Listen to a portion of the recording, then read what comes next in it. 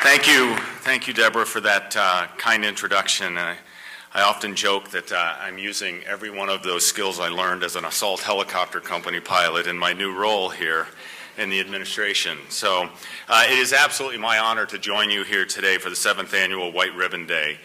I'd be remiss if I didn't make some acknowledgments, certainly the first to my boss, the governor that you just heard from, who's the chair of the White Ribbon Day campaign, and his wife, First Lady Diane Patrick, who's been a tireless advocate for victims and survivors of domestic and sexual violence.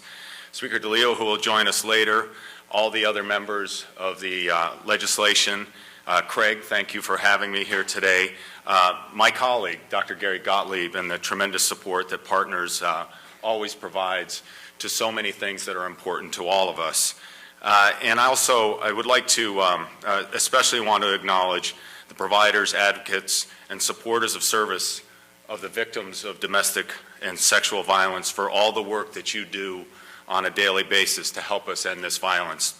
I also would like a quick shout out to my team on the Executive Office of Health and Human Services for what they do every day.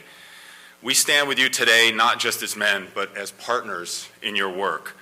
I am proud to represent the Patrick administration as the co-chair of the Governor's Council to address sexual assault and domestic violence, created by the Governor's executive order during his first year in office, and consists of 30 community-based experts appointed by the Governor, and also as a member of the White Ribbon Day Honorary Committee.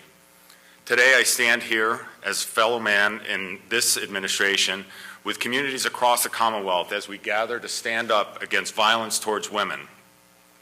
As you all know here today, domestic violence is not a woman's issue. It's an issue that affects our entire community. DV extends across all income levels, all races, all ethnicities, sexual orientations, and all religions. Under the Governor's administration, we've made great strides against this fight, in this fight against domestic violence and sexual assault. In his first year, the Governor signed an executive order that enacted a zero-tolerance policy on DV and sexual assault in the workplace and created a model sexual and domestic violence policy for all of our state agencies.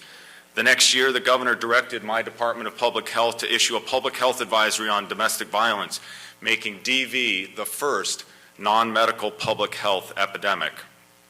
The administration, through the Governor, also for the first time issued sexual assault law enforcement guidelines for law enforcement to ensure a comprehensive and consistent response to victims of sexual assault. In 2010, the Governor signed legislation creating the greater protection of victims of sexual abuse and intimidation. And in February of 2012, the administration, through the Governor, created a steering committee to address the unique issues facing homeless, sexual, domestic violence survivors, bringing together the Council on Housing and Homelessness and the Council to Address Sexual Assault and Domestic Violence, with representation from the Department of Housing and Community Development, the Department of Children and Families, and the Department of Public Health. Last July, in my capacity as co-chair of that committee, I charged them with creating an integration task force to implement the steering committee's recommendations. Over the past year, with Undersecretary Gorenstein, we've been working to review policies, programs, and practices to improve the response for families that intersect between the DV system and the emergency shelter system. We know we have more to do, and we are dedicated to moving that forward and provide these services even better. The pledge we are taking here today connects us to an international movement in over 60 countries to engage men and boys to help end violence against women, men, and children. As a father, husband, son, and certainly as the Secretary of the Executive Office of Health and Human Services, I take the responsibility to publicly and privately renounce violence against women and children. Together as men, we can take a stand and be a part of the solution to end the violence. On behalf of the Governor, I'd like to share the following proclamation with you. Deb? And this is a proclamation from His Excellency Governor Deval L. Patrick. Whereas violence against women is a human rights violation, and these abuses are obstacles to efforts for peace and gender equality in all societies around the world. And whereas in 2013, there were 14 documented incidences of domestic violence homicides resulting in the murder of 12 women, 1 man, and 2 children, plus an additional 7 suicides by the perpetrators. And whereas between July 1st of 2011 and June 30th of 2012, 2,337 unduplicated incidents of sexual assault were reported to the Massachusetts Department of Public Health funded rape crisis centers and La Manos, the statewide Spanish language helpline. And whereas Jane Doe, Inc.